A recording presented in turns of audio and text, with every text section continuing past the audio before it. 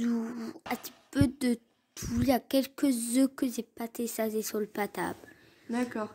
Et qu'est-ce que t'aimes pas dans le téléphone? Among Us, parce que chaque fois, les gens ne me rejoignent pas. J'ai vécu du harcèlement, critiques, des va te suicider. Moi, mon téléphone, j'en ai énormément besoin pour mon travail. Pour mes enfants, bah, ils sont toujours H24 avec le téléphone. Ils arrivent pas à lâcher le téléphone une seconde. Quand il n'y a pas l'école, du matin jusqu'au soir. Donc, Et du coup, ça a un effet considérable sur votre communication ou l'écoute? oui. C'est bénéfique parce que ça permet, par exemple, quand on a la famille loin ou des amis, d'avoir des contacts avec eux, de par les réseaux sociaux, etc. Après, c'est aussi nocif parce que, par exemple, je sais que parfois quand je suis en soirée, même avec des potes, on est tous sur notre téléphone, au final on se parle pas et donc c'est comme si on n'était pas ensemble. À cause de ça, j'ai beaucoup de mal à parler en face, alors qu'à travers les écrans, ça va très bien en fait. J'ai plus tendance à envoyer un mail qu'autre chose, ou un message. Beaucoup le réflexe recherche internet au lieu de réfléchir maintenant. Mais bon.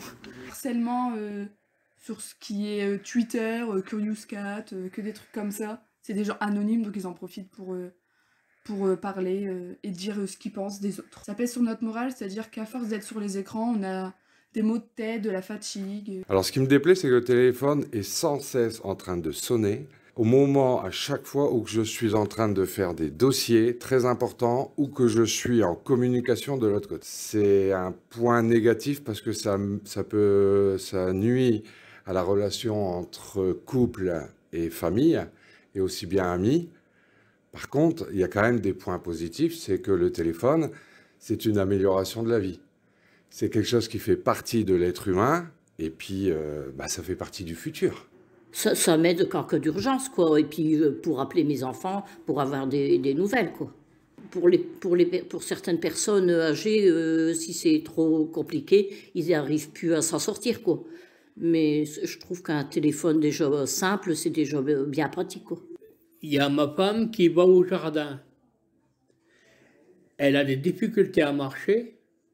Moi, si je suis ici dans la maison, si elle m'appelle, je ne l'entends pas. Hein, si elle m'appelle vocalement. Hein. Mais par contre, si elle me téléphone, comme c'est déjà arrivé, qu'elle est tombée dans le jardin, qu'elle ne savait pas se relever, elle a toujours son téléphone sur elle et elle m'appelle.